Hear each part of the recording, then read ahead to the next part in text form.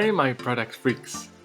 Being a competent and successful product manager or product owner can be compared to being a craftsman.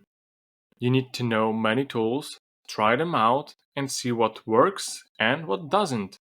Simply put, you always need to learn new things, my dear product friends. From my observations, companies and product people often face challenges.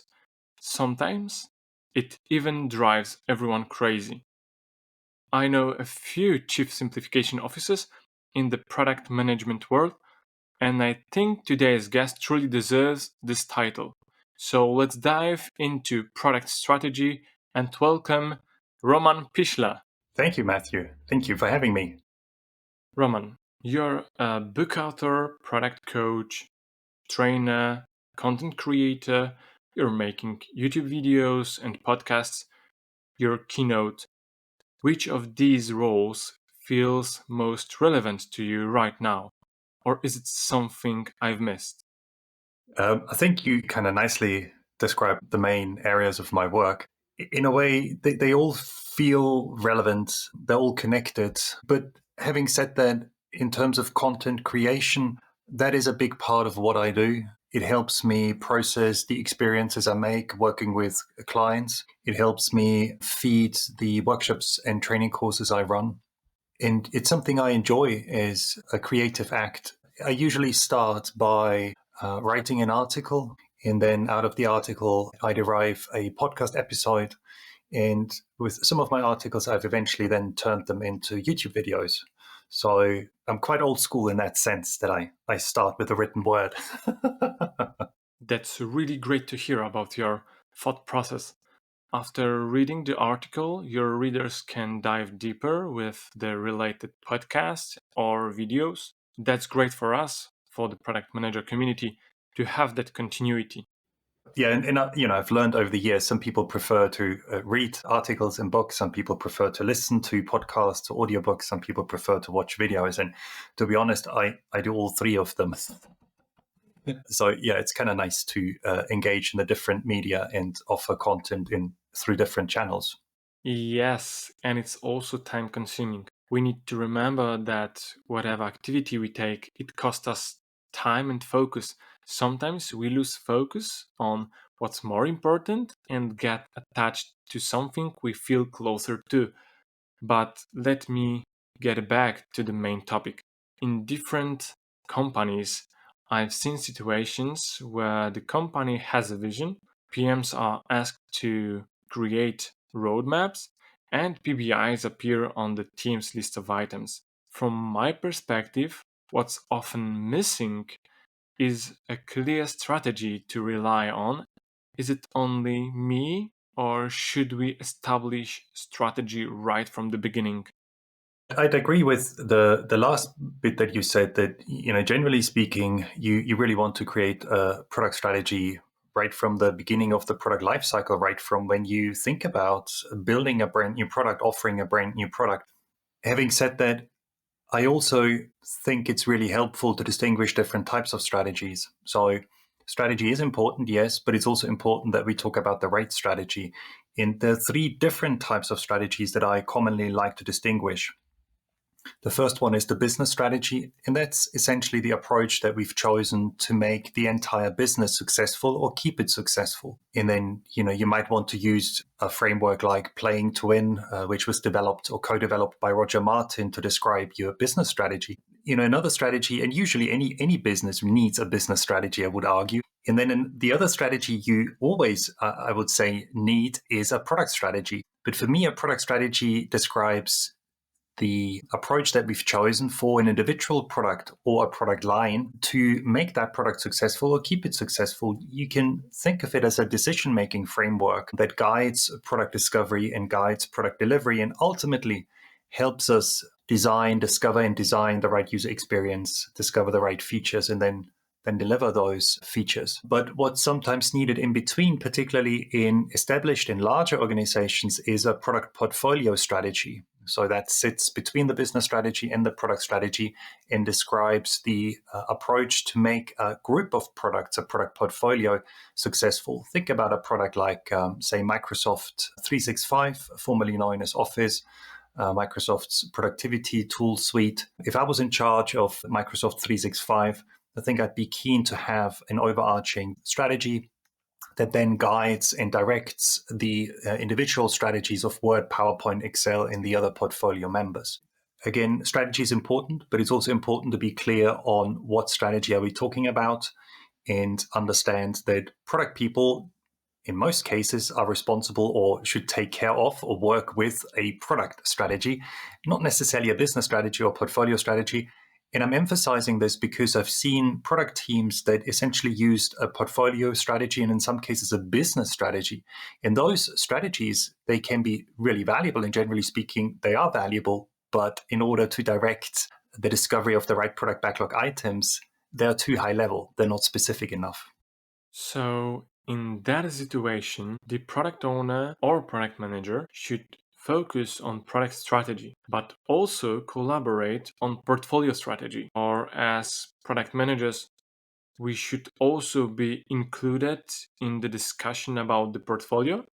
Yeah, I think so. I think that would be good practice. Again, if I use Microsoft as an example, I would imagine Microsoft has an overarching business strategy and then has strategies for the various portfolios it has in place, including Microsoft 365, Xbox, Surface, and the other product portfolios that Microsoft offers. And then I would suggest also putting in place individual product strategies for Microsoft PowerPoint, Word, Excel, and so forth. And so the person who's in charge of, say, Microsoft Word, I think, should be invited to contribute to the product portfolio strategy. But the main strategic, in a way, artifact, the main strategy the Word product manager or Word product owner would work with is, well, the Word product strategy, right? In that Word product strategy would then direct the work of the product team, would direct the work of the development teams, and ultimately help everyone evolve, progress Word in such a way that it continues to be successful.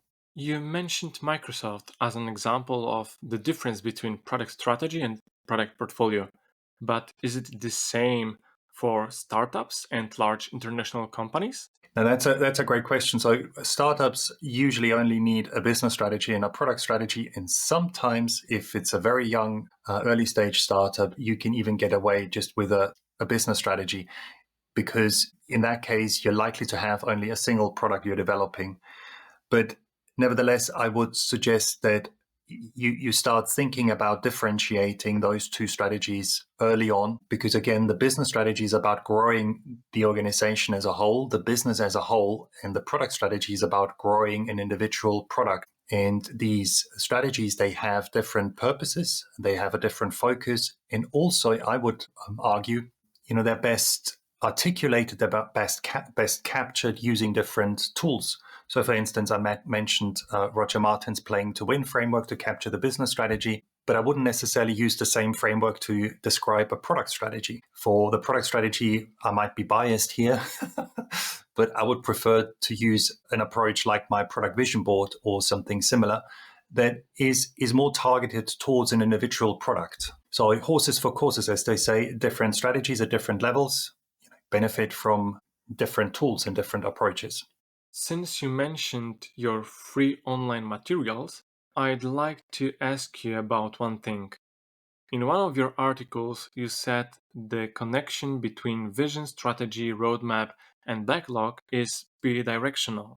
As an advisor, coach, and trainer, you have heard many different stories and gained a lot of experience. What do you see as the most common missing element, or where is the connection most often broken in the product model? Yeah, that's a great question. I think for me, a crucial issue in a way really is the product strategy. It's nice to have a vision in the sense of a big idea, a big inspirational goal that describes the ultimate reason for offering a product, that describes the purpose, that acts as the product's north stars. I think that's nice. That's really, really nice to have. I think it's also good to have a roadmap that offers maybe quarterly outcomes, or quarterly, in some cases, OKRs. If organizations use OKRs and are happy with them, that can be very, very helpful. And of course, having a product backlog and a way to discover the specific pieces of functionality, features, and then capturing them and managing them is super helpful to be able to build a product and build and enhance new and existing features. But I think the vision itself is too high level, and moving from the vision to the roadmap is really hard, and identifying effective outcomes, effective goals on a product roadmap is very difficult. And so for me, the critical connector, the critical piece really, again, is the product strategy. And maybe I should very briefly say what information I think an effective product strategy should contain. I mean, ultimately, it's pretty simple.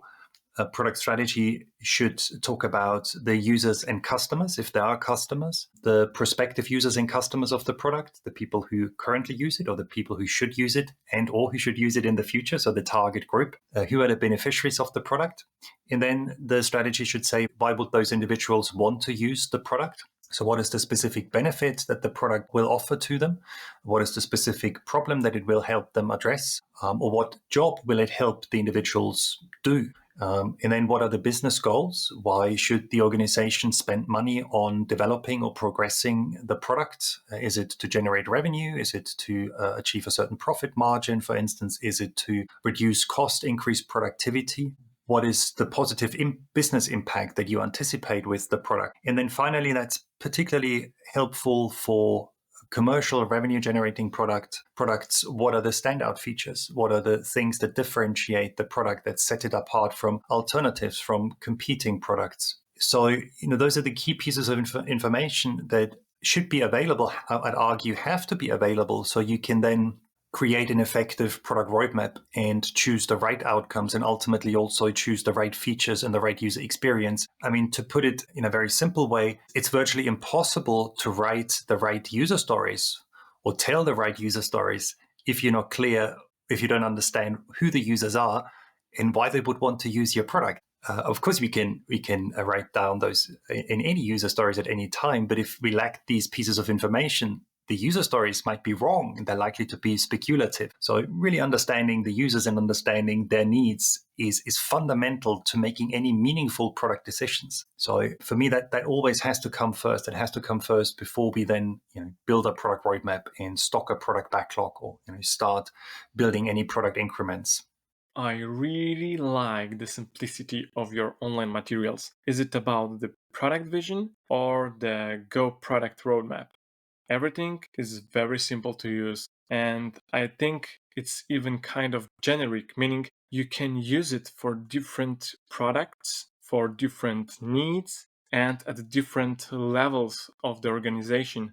With that in mind, I have another question. For example, Lean Product Canvas, Business Model Canvas, Lean UX, or Toyota's A3. Comparing these, do you think having one of them is still suitable and could help fill the gap in product strategy? So for me, the key thing is to ask the right questions and make effective decisions, and then use the tool whichever most resonates with you, which is most helpful to you. If that's the Lean Canvas, that's great. If it's a business model canvas, that's great. If it's the product vision board, that's great. If it's another tool that allows you to capture strategic decisions for a product, that's equally great. So it's not about the tool, it's not about the template. It is really about taking the time to ask the right questions, and then taking the time, taking the time to ask the right questions, that doesn't take long. Where you need to spend some time usually is answering them. And what I find is, if you first capture your target group, users and customers, the value propositions or the needs and the standout features and the business goals, then that can be quite easily done if you know a little bit about the markets that you want to address. But then, it's worthwhile to look at your initial strategy and do some validation. So to make sure that it doesn't contain any hidden assumptions and any major risks. And so you may then have to do some direct observations and observe some users and customers. You may want to talk to them and interview them. You may want to build some prototypes to see if the standout features really are attractive enough, or you may want to then look at the underlying business model using a tool like the business model canvas, for instance, in order to make sure that your business goals are actually attainable, that they're realistic. Because you mentioned that you like the simplicity of my tools, and I really appreciate that. But sometimes people think, oh, all I need to do is fill out that template and I'm done, which is like, well, that was just a starting point. You've stopped before you got going properly. So now the real work starts. And that means that, you typically end up with more artifacts than just a simple one-page canvas that's filled out. You have your interview recordings or your transcriptions. You have your prototypes that you've created. You've got your business model canvas that you've created. You had to do some due diligence and do some supplier evaluation interviews. So potentially there's a lot of work that needs to happen in order to come up with an effective strategy where you're confident that you've addressed the key risks, you're confident that the statements are right, and you've got the necessary data, the necessary empirical evidence to show now implementing the strategy is likely to result in a successful product. So don't be fooled just by simple templates. That the work is not just filling out the templates, but then making sure that the information is correct. Yes, that's true. I don't mean that only filling out the template will solve your issue, but I see your materials as very simple documents you can rely on, share with everyone, and make very understandable and transparent for all the people you collaborate with. In that situation, simplicity is really a plus. Of course, it's a continuous process, but in an agile approach, we shouldn't create overextended documentation with too much data, especially if we don't actually use it. So, this is, I would say, the agile way of showing transparency, what we need to adapt, or maybe what the path forward is. You also mentioned having the North Star, like the vision. Is your North Star or working around the vision for the product or the company also what keeps you going? For that reason, I would say that simplicity helps a lot, and I really want to encourage every listener to try it out. See if it can start a conversation in your company about the product goal and the product vision. For me, it has helped many times. As a starting point, I've also used, for example, roadmaps, kind of a mixture of Jenna Bastov Now Next Later roadmap and also your Go product roadmap. Because in that case, if I remember correctly, please correct me if I'm wrong, you include a goal, why we need to do certain things, and then ideas for the future or next implementation. So it clearly gives you an opportunity to focus on that specific topic, not on everything else, but on exact thing that is briefly described with some hypothesis. Because having a goal, having an outcome is still a hypothesis about how we can improve our product. I'm not sure about the hypothesis part. So the way I like to do things is that I again start with a strategy and make sure that strategy has been sufficiently de-risked, has been validated, so that the statements it contains are likely to be right. And then if you use a strategy that contains the 4 pieces of information that I mentioned earlier, you can use the needs, the customer and user needs, and the business goals in order to discover your outcomes on the product roadmap. So you have validated, de-risked needs and business goals. They really form then a solid foundation. You can discover more specific goals, more specific outcomes.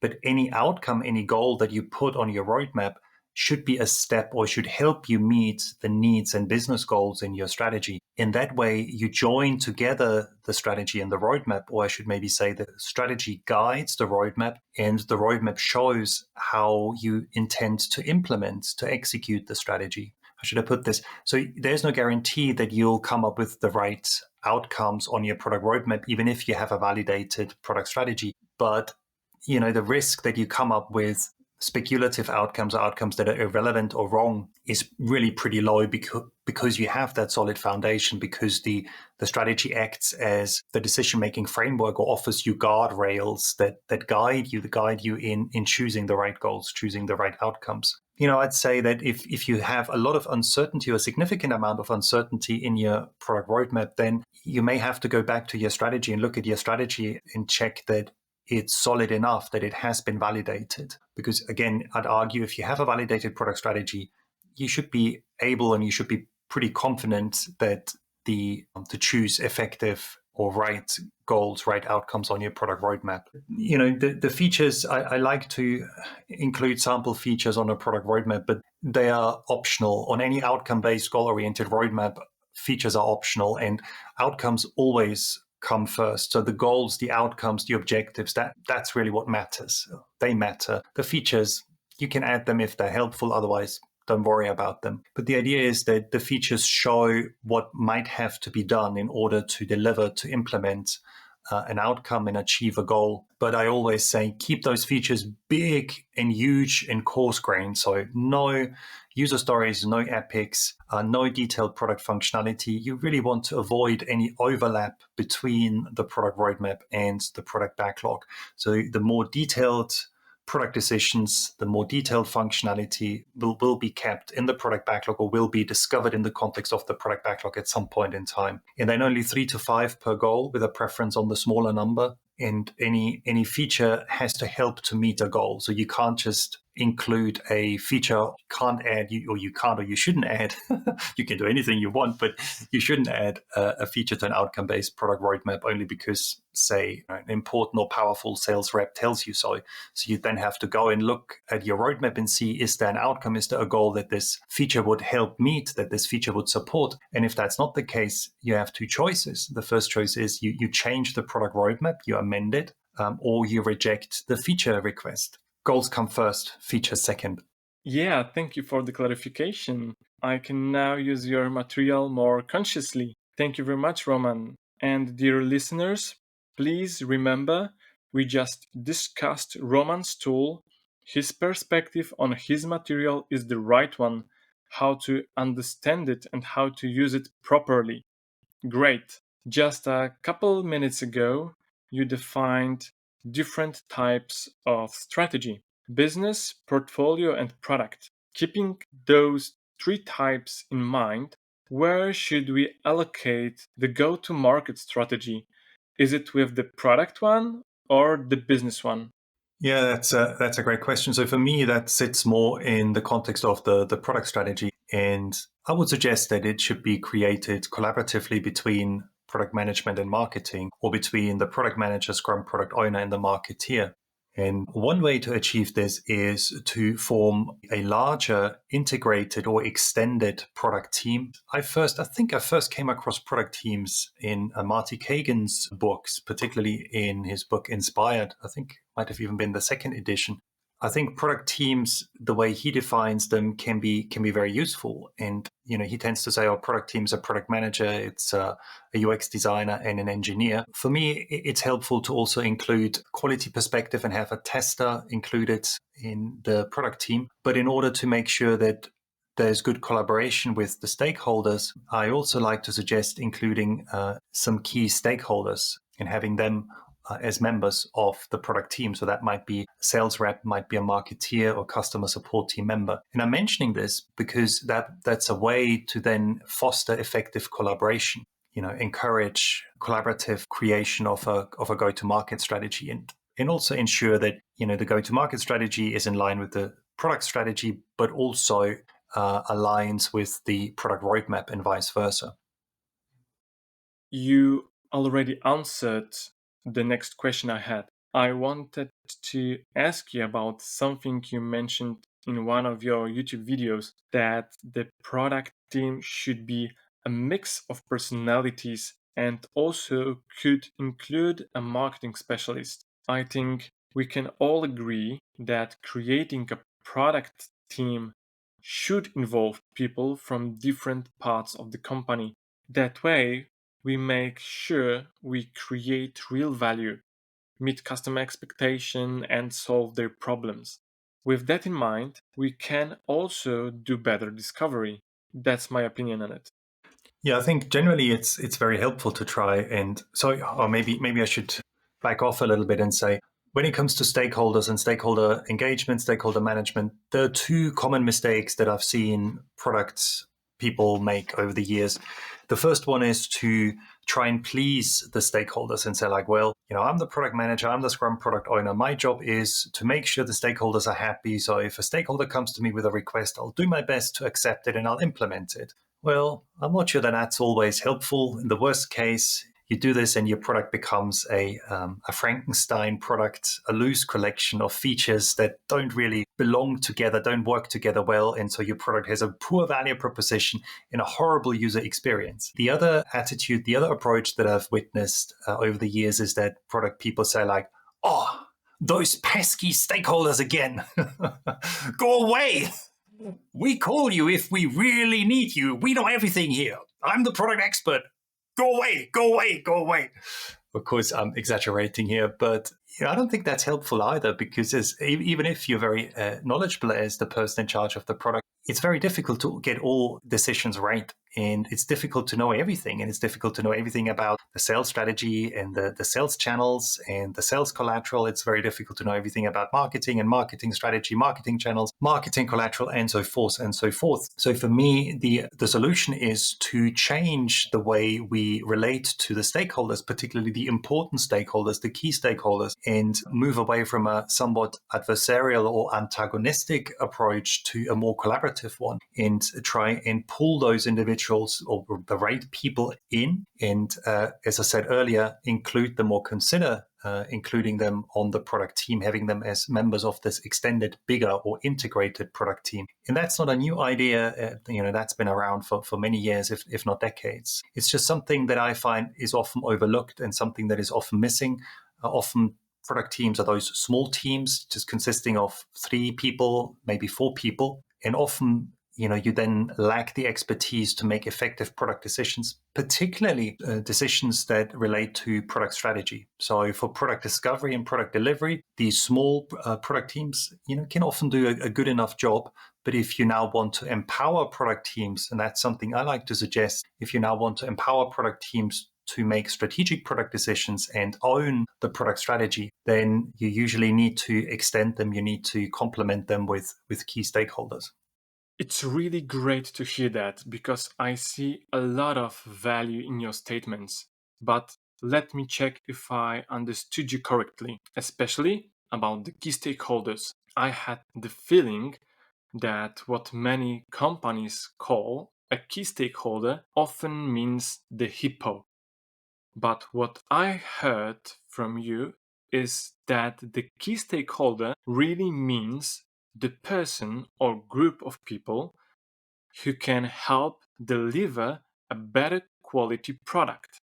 And that doesn't necessarily mean a manager or director, but rather people who can actually influence creating the right value. For example, a marketing specialist.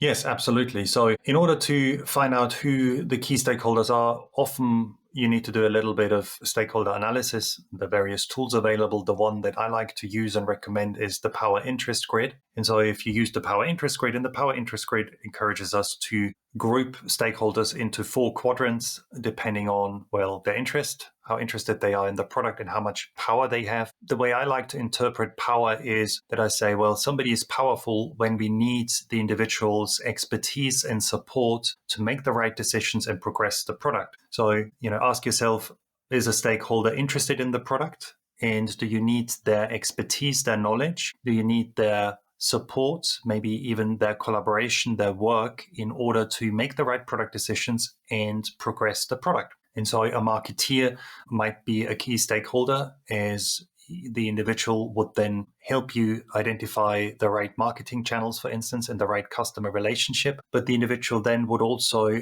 create a marketing strategy, prepare the marketing channels, create the marketing collateral, and help with the go-to-market strategy, or create it together with the product manager, Scrum product owner. So the individual has to actively contribute to the product development effort, you could say, in a wider sense, using development in a very generic way here. A key stakeholder for me, and equally with a sales rep and equally with a customer support team member. In some cases, it might be somebody from finance. Very much depends on the product and the organization. Hence, you usually need to do a little bit of stakeholder analysis to nail down the key stakeholders for a given product. The important thing with key stakeholders and product teams and extended product teams is that the stakeholders understand that this is not just a commitment for maybe a couple of weeks and that's it, but it's a longer term commitment. And that's important for their bosses, for their managers to understand as well. So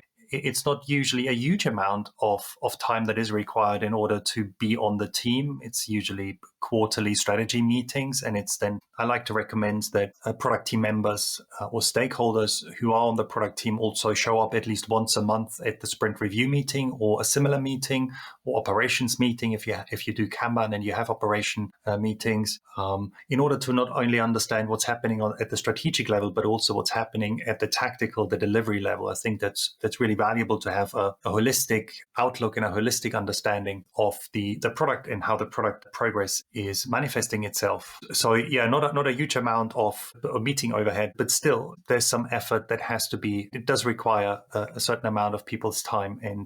And obviously, in the case of the marketeer, or the example of the marketeer, the individual would have to create or adapt the marketing strategy and so forth. So it's important for the individuals to understand that. It's important for their managers to understand it. And the reason that I'm mentioning it is that I find that a reasonable stability, a reasonable continuity can be really valuable for teams in order to allow the team members to get to know each other and build trust. And trust is really the foundation for effective collaboration. It's the foundation for working together and deciding together. And so if team members come and go, if the fluctuation in a team is high, then it's often difficult to work together effectively. And that's true for development teams. It's true for product teams. It's true for management teams. I think it's true for any team. When I listen to many product advisors with a lot of experience, it seems very natural for them to create that kind of environment in companies. But we all know that the reality is often different one, unfortunately. So I would like to encourage everyone, try to create and empower your product teams, because it really matters. It brings great outcomes. The impact might be visible in KPIs, but at the end of the day, your customers will be happier. The teams that depend on you will also be more satisfied with their work.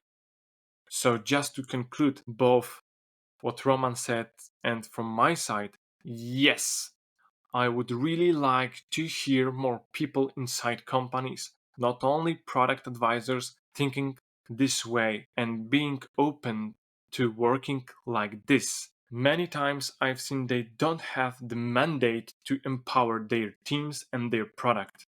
Oh, sorry, Matthew, for interrupting you there.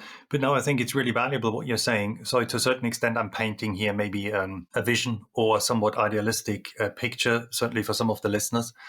And so I always tend to say to people, you need to look at the situation you're in. You need to look at your own context, the people you work with, the organization, and the product or products that you offer, and then take advice from people like myself and see if it's valuable and applicable. And sometimes forming a extended product teams and building trustful, deep relationships with key stakeholders is impossible because you don't have the management support, and some of those individuals are just being very difficult. So in that case, I'd still recommend to be as collaborative as you can without being a walkover, without allowing people to tell you what to do and treat you as if you were their personal assistant. And one way to do this is to try and empathize and really try and understand where other people are coming from, where stakeholders are coming from, why they say what they say, why they act in the way they do it, what their underlying concerns and needs and goals are, and try and relate to them on a human level. And sometimes that can help build a relationship, that can help build trust, and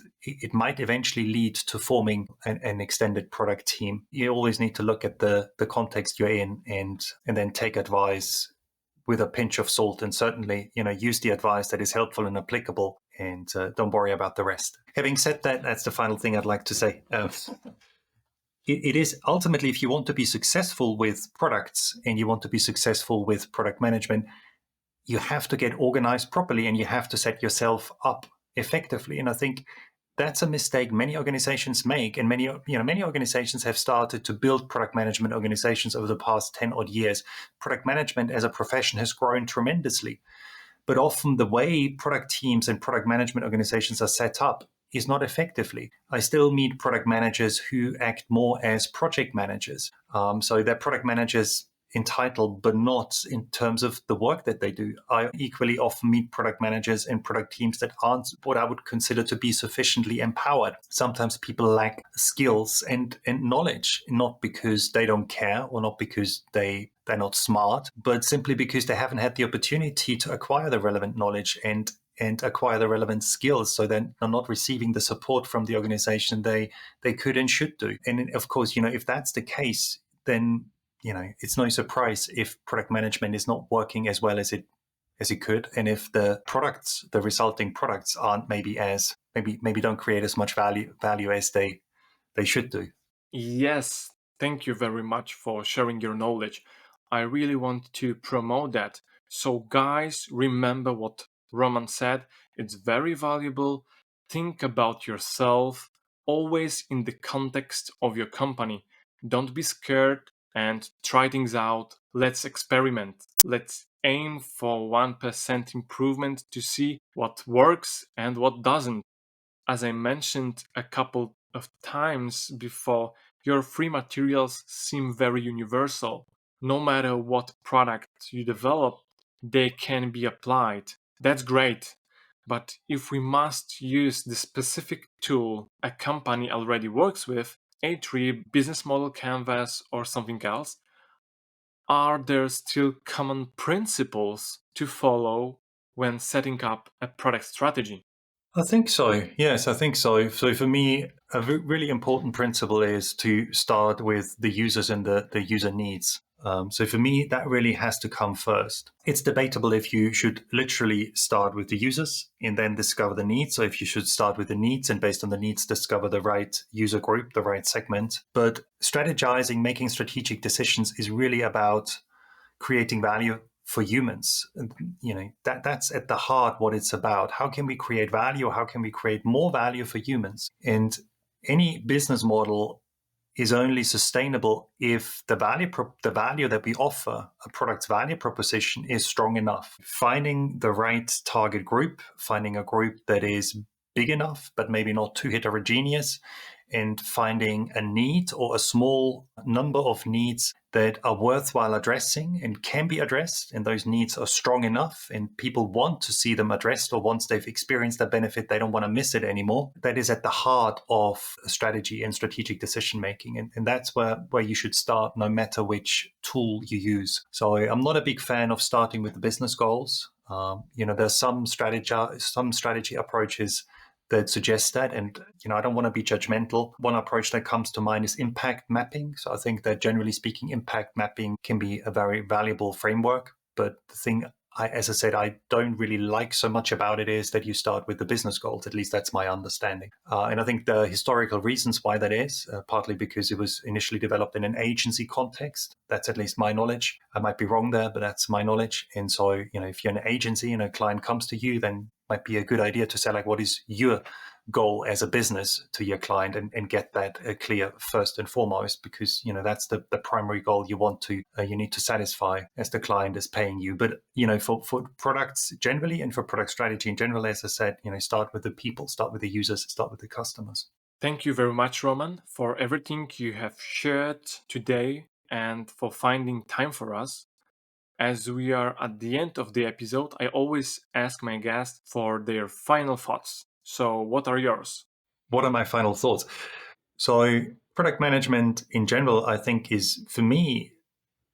I've been doing product management now in one form or another for way over 20 years, and I still find it a very fascinating discipline. I still think it's a really fascinating profession. I think we're in a way blessed that we can try and create value for users and for our own for our organizations, the organizations we work for. But at the same time, it's really multifaceted. There's a lot to it. Product management is requires a wide range of different skills.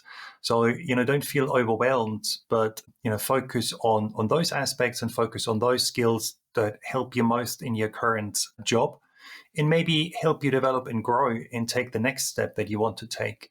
And as Matthew said earlier, often a small step is better than trying to be overly ambitious and expecting too much or possibly putting yourself under pressure. So with the conversation that we had about product strategy, a first good step for some of the people listening is to simply capture the current product strategy, maybe together with senior stakeholders, maybe together with whoever your boss is. It might be the head of product, just so that you can look at it and you can have a conversation about how helpful the strategy is going forward, and if it helps you make the right decisions, and if it shows the way into the future, or if it would be beneficial to adapt it to change it. So yeah, don't feel overwhelmed. We talked about many different concepts and techniques, but maybe choose one or two, experiment with it, and see how it goes.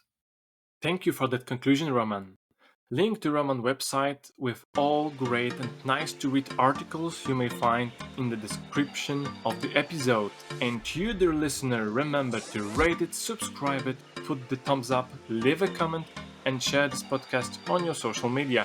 Stay tuned and hear you soon.